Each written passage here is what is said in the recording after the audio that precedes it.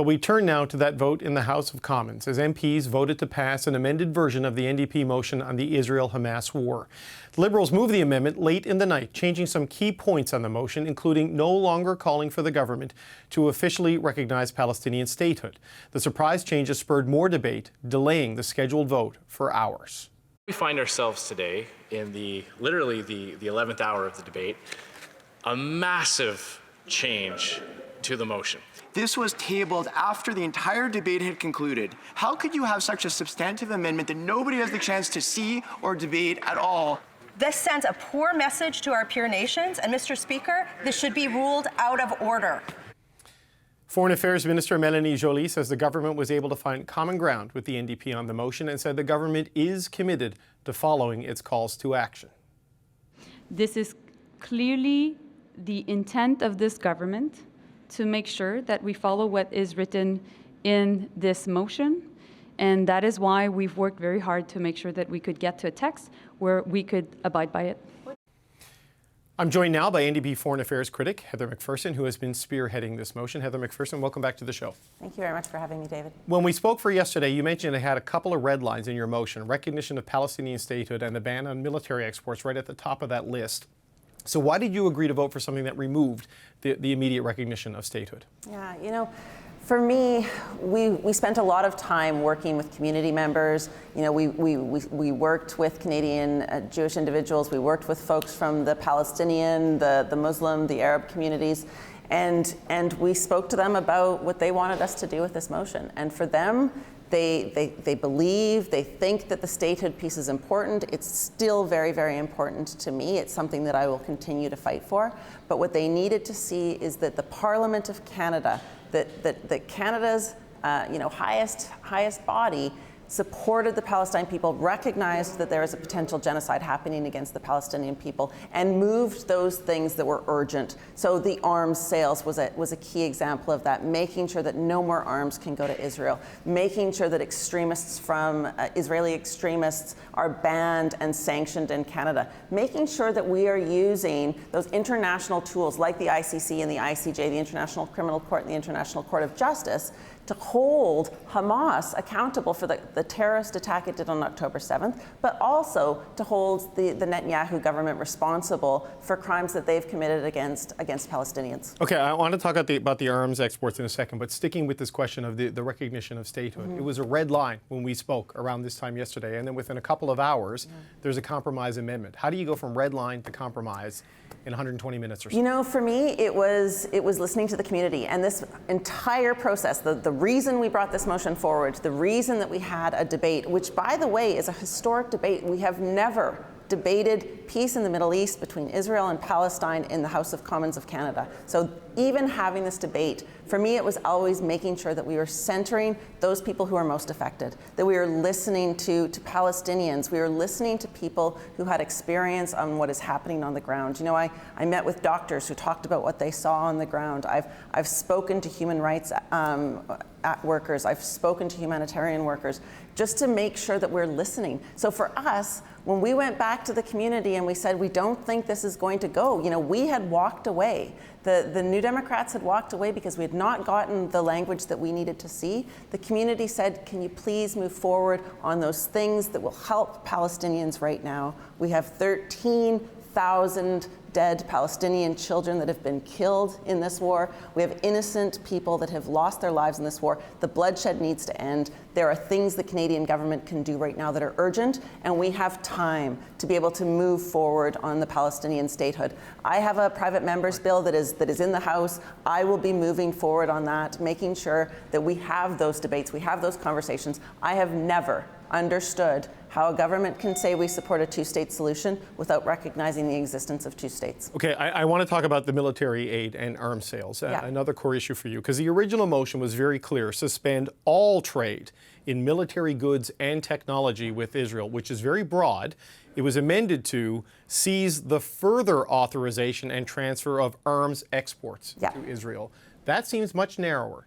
That a lot of the things that are being sent now, like rifle scopes and non-lethal aid and maybe even these armored patrol vehicles, would still be allowed to go. What is your understanding of that? That is not my understanding. And in fact, I spoke directly with Melanie about this. I made sure that Minister Joly was very clear with us that this meant that no new agreements or new contracts will be signed, but also there will be no transfer of military goods, and not arms, military goods. But if there is and existing contracts, then those would be canceled. We will not be sending more arms to Israel while there is a risk that there are human rights abuses taking place. And I think we all, from what we are seeing in Gaza, the risk of human rights abuses taking place is very serious. And that is something the Conservatives should support as well. For goodness sakes, this is Canadian law. This is the arms trade treaty that is the law of this land. We shouldn't have even had to bring this forward. But we know that since October 7th that this government, despite saying they're not sending arms, has sent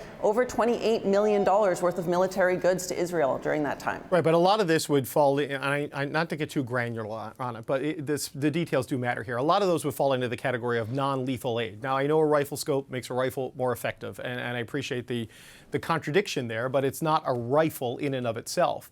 To me, the original language of military goods and technology covers that. Arms would not, at least in a plain reading of it. But you're saying the Foreign Affairs Minister has absolutely assured you of this? She absolutely has. And listen, don't get me wrong. I don't trust that the Liberal government will do what they have said. This is a Opposition Day motion. All Opposition Day motions, regardless of which party brings it forward, are non-binding. So our role now as New Democrats is to make sure that the government lives up to what they've promised us. The Prime Minister and the Foreign Affairs Minister stood in the House of Commons and agreed with 8 of those 9 asks that were in our motion, and they have to live up to those obligations. And we now have the ability as a Parliament to hold them accountable for that. We talked about this yesterday, though. There are liability issues if they cancel existing contracts, where they could be sued by, arms companies, whoever it is, that may have a contract with Israel or whoever to ship these things out. It sounds to me like you're saying they're aware of this and are willing to take on that liability based on what is technically a non-binding motion in the House of Commons. So what I'm saying to you, too, is that this was one of the sticking points. This is what we walked away on this. So we were very clear that we walked away on this particular line because there is no scenario in which I believe Canadians are interested in hearing a story about liability issues against 13,000 killed children. There is no scenario where you compare those as equal equivalencies. That is abhorrent. So for us, stopping the sending of arms into a conflict that could be a potential genocide, that could be used against innocent children, was an absolute red line. And that was the final sticking point that we needed to get over, because even with the community pushing us and asking us to make sure that there was something that parties within, that could be passed, that parties within our Parliament could support, for me, that was impossible. Now, I'm very proud. We have 4 of the 5 parties within our Parliament that supported it. It was an overwhelming, we had over 200 members of Parliament in the House of Commons that debated, that stood up, that recognized that there is a potential genocide happening right now in Palestine, and that Canada has obligations to recognize Palestinian human rights, to recognize that the Palestinian human rights matter no little or no more than anyone else's rights, and that Canada has an important role to play. We were able to strengthen the language to make sure that it is clear that this is not rewarding Hamas, that Hamas is a terrorist organization. What they did on October 7th is vile. It is a terrorist attack and should be held accountable. It's in fact why we have the wording on the ICC and the ICJ, so that Hamas will also be held responsible for all the horrific crimes they've perpetrated. Yeah, and I want to clarify, my questions about the liabilities are not to draw an equivalence between a contractual liability and human lives. I'm trying to understand the plain meaning, of what's been agreed to here and what your expectations are. But you've seen the reaction, I'm sure, Heather McPherson, from some Jewish groups who say that this is an anti-Israel position, that you've become an anti-Israel party. We have a tweet from Israel's foreign minister saying it's regrettable the Canadian government is taking a step that undermines Israel's right to self-defense against Hamas terrorists. I mean, this is how this is being viewed, certainly by one very affected side of this particular conversation. I mean, how do you respond to that criticism? 13,000 children have nothing to do with Hamas. Palestinians are not Hamas. The trying to say that they are the same thing is incorrect. 30,000 civilians are not Hamas. collective punishment is illegal under international law. You cannot punish an entire population. In 2024, Canadians cannot stand by and watch an entire population be starved because of a terrorist organization and the vile attack that they did. Don't get me wrong, I understand how difficult this moment is. The death toll on October 7th was the most loss of lives of Jewish lives since the Shoah. And the trauma that many people across this country are feeling is extraordinary. But there is no way that we can sit by and allow children to be killed because of the actions of a terrorist group. So for me, we worked with progressive Jewish organizations. You can very easily look at some of the tweets that come out of groups like JSpace, who are extraordinarily supportive of our motion that we brought forward. We recognize this is a difficult time, but it's also these difficult conversations that need to happen within our parliament. Canadians expect this of our leaders. Heather McPherson, NDP Foreign Affairs critic, thank you for your time again tonight. Thank you, David. It would be something that would be psychologically devastating to me. It would be, I think, devastating to many in Canada's Jewish community who have loyally supported our party. And of course, I'd have to consider what that would mean. Quebec Liberal MP Anthony Housefather last night on the show before the amended motion was passed. Anthony Housefather is back with me now for more reaction. Mr. Housefather, thank you for joining us again today. Always a pleasure, David. When we spoke yesterday around this time, you were against the motion. The final motion removed a lot of the things you had concerns about, but you still voted against it. Why did you take that position? Well, because I wasn't in favor of the amendment either.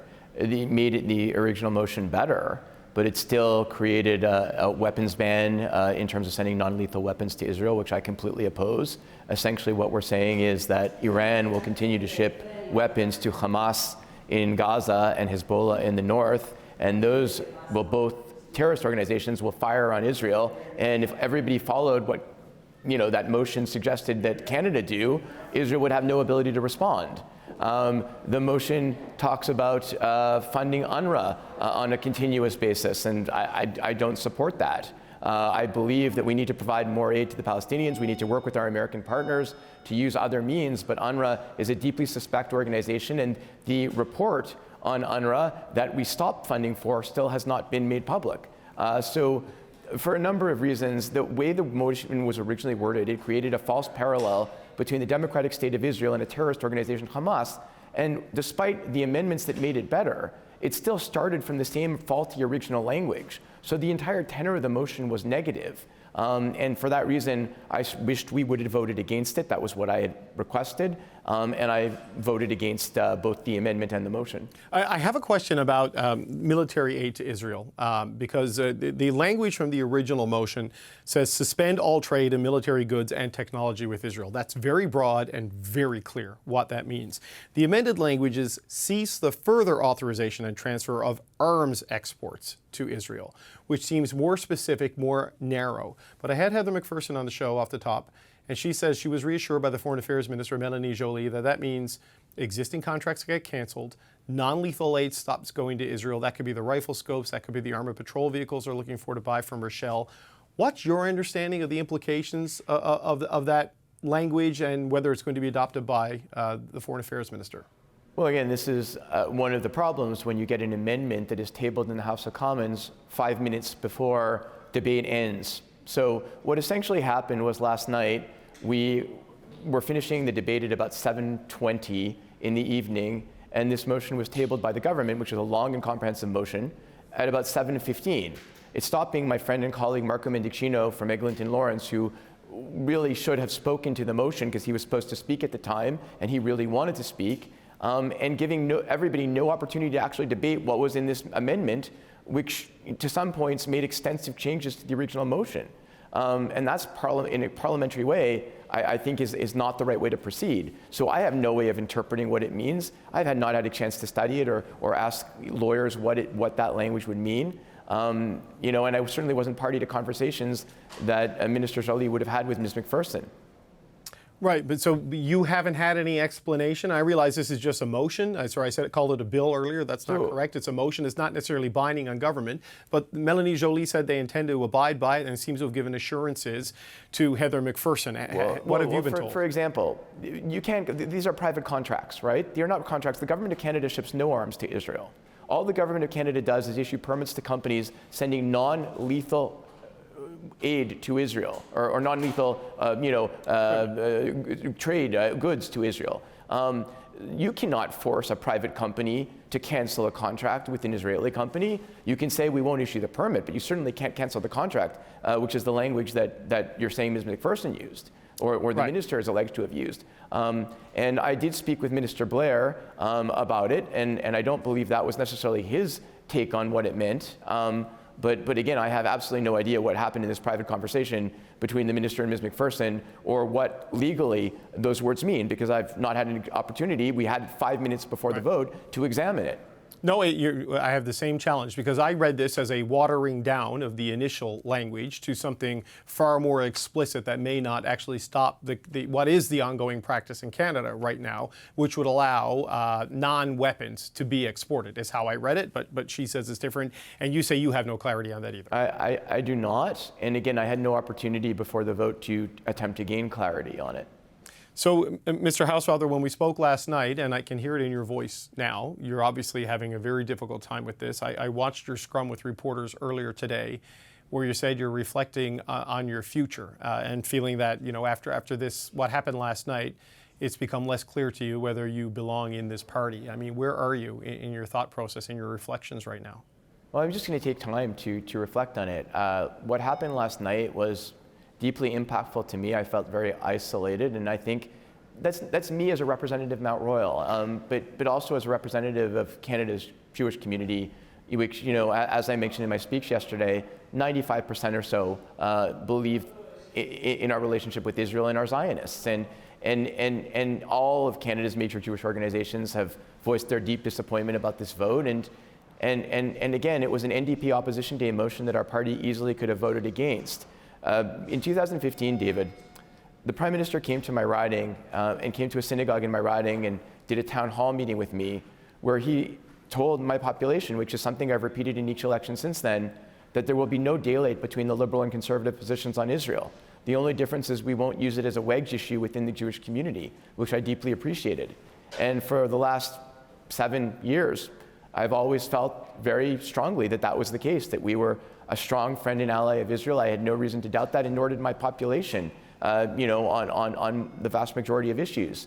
You win some and you lose some, but that was essentially it. In the last few months, I don't know how after last night's vote, you don't see daylight between the Conservative Party position on Israel and the Liberal position. We actually got in bed with the NDP. And I consider the NDP to be quite anti-Israel. So it was deeply disappointing to me, but to many more. I had, hundreds of, maybe even thousands of emails today that I haven't had a chance to read all of them yet about this issue, mostly about my speech yesterday, but about this issue too. And I'm going to take some time to, reflect on whether or not I fit, and by extension, whether my community really fits anymore.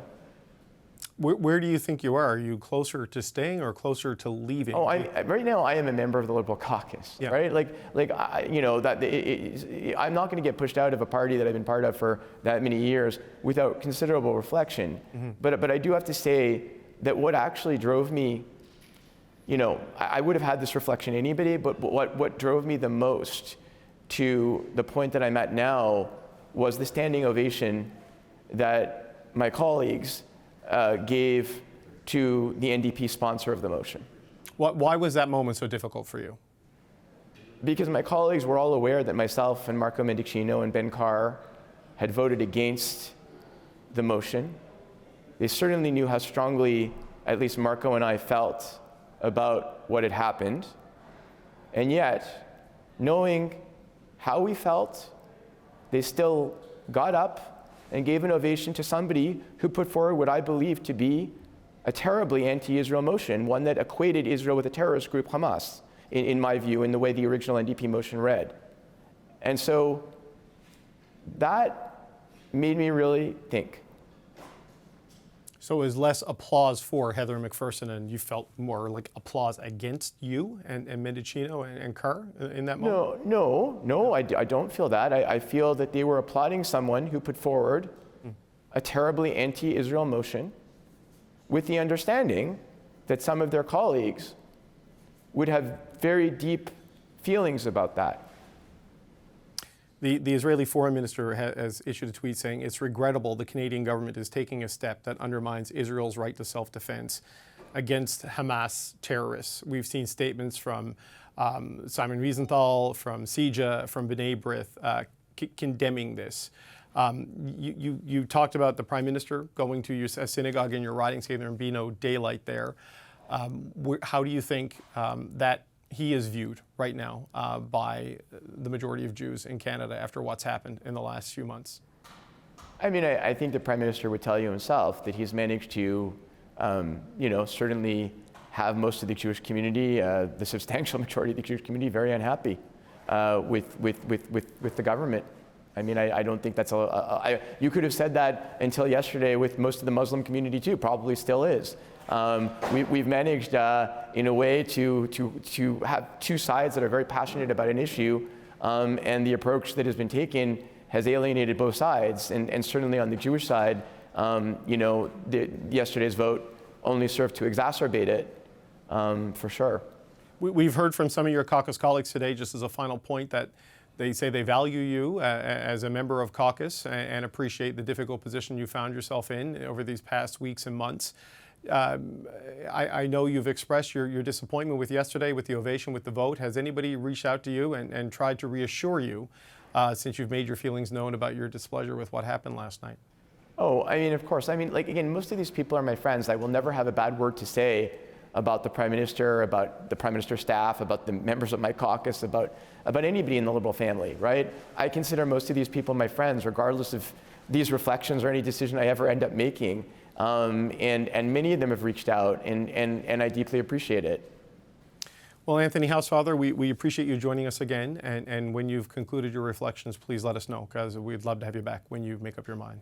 Thank you, sir. Thanks very much, David. Have a good one. You too, sir. That's Liberal MP Anthony Housefather. Okay, what could be the political fallout from last night's vote? It's time to bring in the power panel. Emily Nicolas is a columnist with Le Devoir. Michelle Cadario is a former Liberal campaign director. Françoise Boivin is a former NDP MP. And Kate Harrison is a Conservative political analyst. Michelle, I'd like to start with you because, as we've talked throughout this conflict, the fault lines of this run right through the Liberal caucus, and we saw it right there. Minister Sachs and Anthony Housefather. Anthony Housefather says he's reconsidering his future. Where do you think this leaves the Liberals at this point after this vote last night? Well, right now, I think confused. I'm not sure that anyone fully knows. On the face of it, it looks like the motion is pretty much just a restatement of existing policy, it's not binding. They went to a surprising amount of effort to amend a motion that, when it was first presented, was completely and utterly unacceptable and flew in the face of what Liberal policy is and has been for decades. And I think that, Anthony's reaction, he's a friend of mine, and I think that his reaction, in large part, as he said, is due to that initial motion. But now, I think that, the NDP are taking it and trying to draw wins out of it, and that some major change of policy and direction is going to stem from this opposition motion in the House of Commons.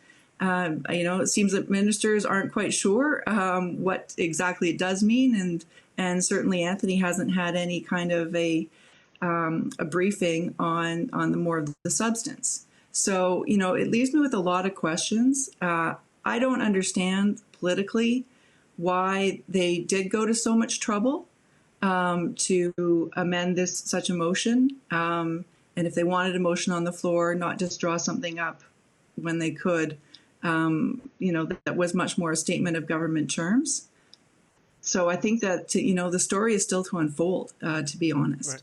Kate, on that point, why do you think the Liberals put so much effort into amending an NDP Opposition Day motion to get it to something like this that I don't know, could cost them an MP from Quebec? Yeah, I think there's been a devolution of their position compared to October 8th and the Prime Minister's pretty strong statement at that point in support of Israel, the right to defend itself, and what we saw play out.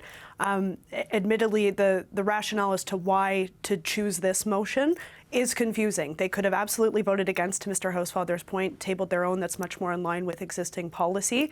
I think it's because they are feeling so much pressure around the caucus table, so much pressure at the constituent political level. They felt that they needed to do something to demonstrate a separation from their previous position and this one. Michelle says it's a confusion. I actually think it's very clear what the Liberals have decided to do. I think that they've drawn their line in the sand around this issue. They are more in support of the state of Palestine than they are willing to stand on the side of Israel. And I think you read that in Anthony Housefather's comments. So I don't think it's confusion. I think it's a weakened Liberal Party. And the NDP was successful in doing what opposition day motions are designed to do, weaken the government. And I don't think anybody can say that we have a stronger Liberal Party coming out of yesterday than we did before. Francoise, is that your assessment here, that the NDP have managed to weaken the Liberals with this? I mean, they're claiming some victories on this, even though it's a non-binding resolution, and there's different interpretations as to the implications of some of the things. And the centerpiece motion, part of the resolution of immediately recognizing Palestinian statehood,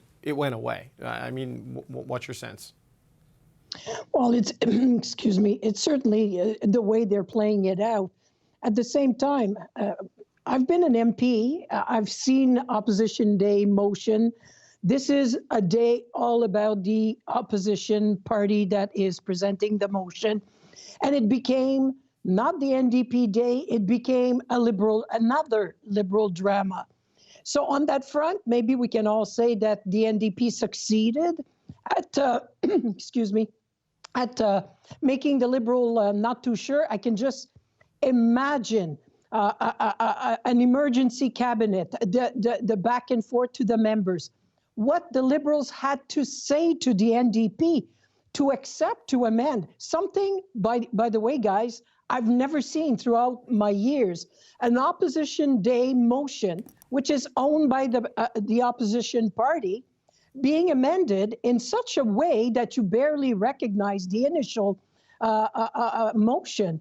Not only that, it took their consent, because otherwise the speaker would never have accepted the amendments, because you cannot bring forward an amendment that changed the content of the motion. The only way he was able to accept the amendments was because the NDP agreed. So my question at the end of the day was, why do you give the lifeline to the Liberals? Yeah. That I'm not so sure, and I've pondered on this all day trying to think what was the logic. I think the NDP got pressure as much as the Liberal got pressure from inside their caucus. The divisions between all these members, because there's a growing number of members of caucus who are not anti-Israel, contrary to some of my Jewish friends think. It's not because we look at some images every day and say, we have to stop that killing at some point in time. Whatever the legality behind everything, there are just too many innocent people. So that was one of the factors. Right. But I think for the NDP, it was more the Muslim Council that said, listen, at the end of the day, if the Liberals vote against, the Conservatives vote against, we're with zero. The motion doesn't make any headway. So let's accept, and we'll advance with that. So that, on that sense, it's a mini victory in my book, but it shows how uncomfortable the Liberals are and how they had to make all type of gymnastic. What will be the fallout? Let me just say to Anthony that I like the way he does politics. Yeah. I don't think that the standing ovation was to reward the initial motion. I don't think your colleagues are that heartless. I think it's more, oof, relief because they accepted to amend something that they had zero obligation to do. Well, you can see, Emily, the isolation that Anthony Housefather is clearly feeling, and the frustration, and almost like a sense of betrayal is how I would interpret the way he is viewing what has happened with the way the government has responded to this. But, this was an Opposition Day motion that became amended to the point that the Israeli foreign minister is now tweeting about it and criticizing it as if it's official federal government foreign policy. So whether the Liberals intended to own this, it's like a Pottery Barn thing. They own it now. I mean, what do you think the potential implications of this might be? We've seen the first implication of that today with Mélanie Joly talking about trying to clarify. I mean, there's still a lot of details that need to be figured out, but trying to clarify what it means now in terms of exchange of military equipment with Israel. If the NCCM tried to have that, to push the NDP, so the National Council of Canadian Muslim, the NCCM, tried to have the NDP amend the motion or accept the Liberal amendment rather than just have it as is, it's because of that part about the arms trade. There's been protests about that in the last months, and that is something in the motion that does change Canadian policy. The rest, I agree with a lot of what the others have said. Unclear what it actually changes, but that part we can already say that it changes something.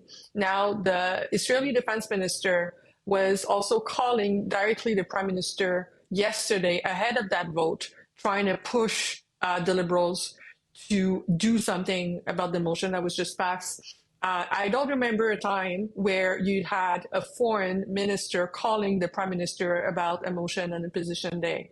There is a level of political tension in the House yesterday, in the House of Commons, that we've never or really felt before. And yes, you have this sense of betrayal that Housefather was just describing, but there is also a lot of people who wanted Canada to recognize the Palestinian state. Right.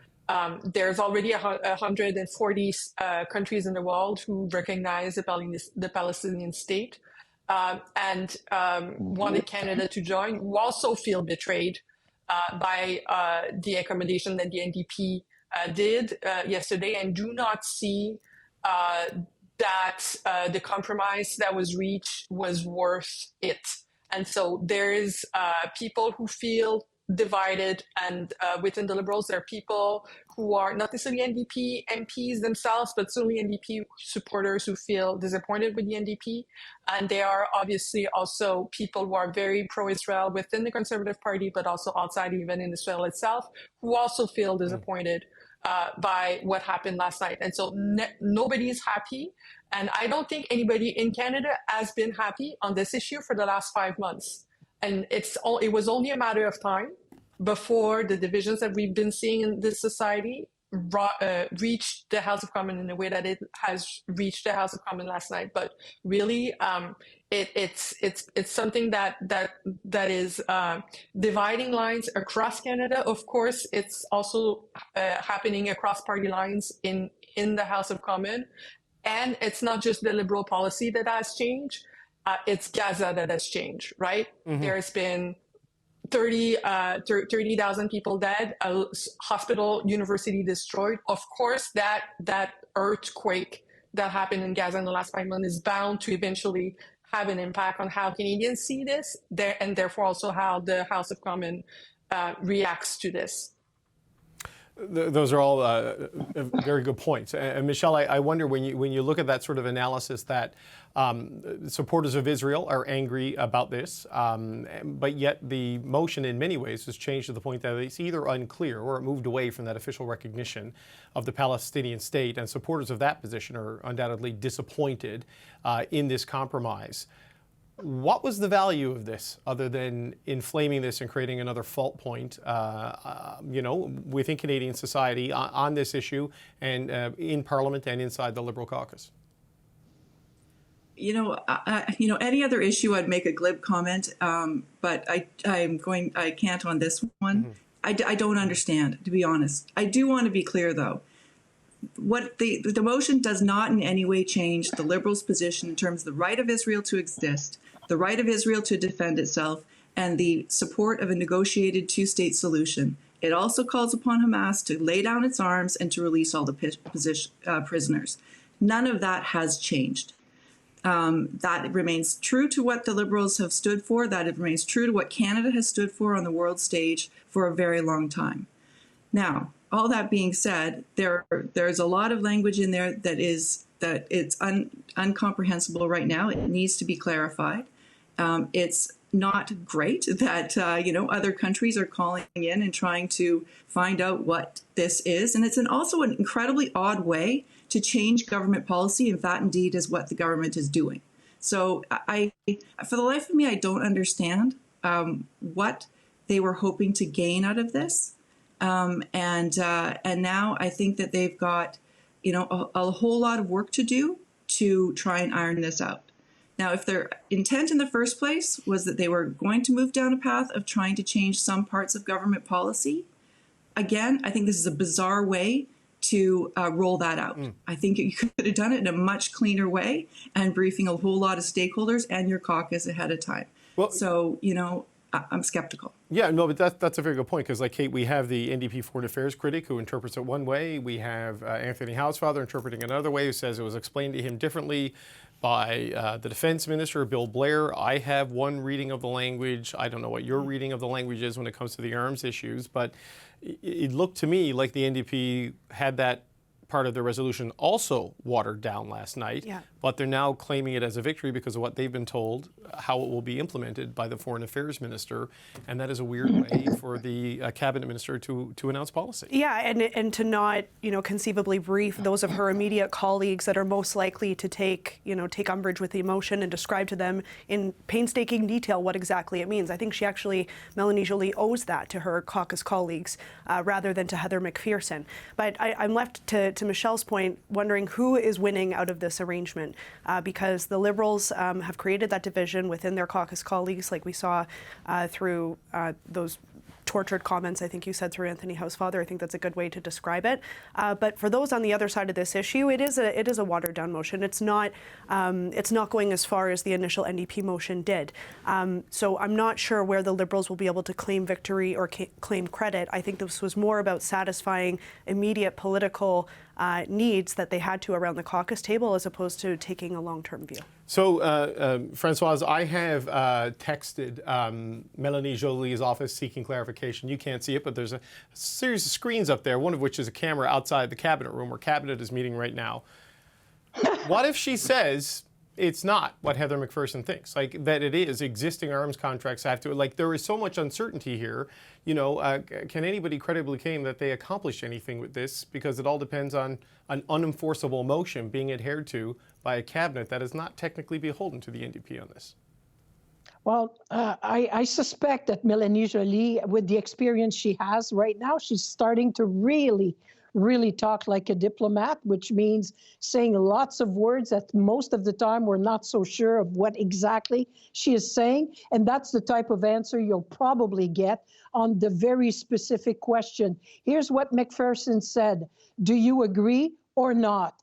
And we'll have some long lines, a bit like I do all the time, just to say, pretty much nothing and everything, because the Liberals cannot say not at all, because then we restart the drama. And if there's one thing the Liberals want to get out of this, is to get out of it as quickly as possible. Run with, I'm sure they're happy today to be talking about the carbon tax. What a relief. Well, maybe. Way better. Well, we're going to talk about that in just a second. But first, Emily, just last thoughts from you, because I've gone over time on this, and I apologize to the control room. But we need this clarity from the cabinet. We need this clarity from the government in terms of how they're going to enforce this. Like, this is too significant a misunderstanding or a parsing to go unresolved for very long. No, but at the same time, it cannot be resolved as long as the conflict isn't resolved.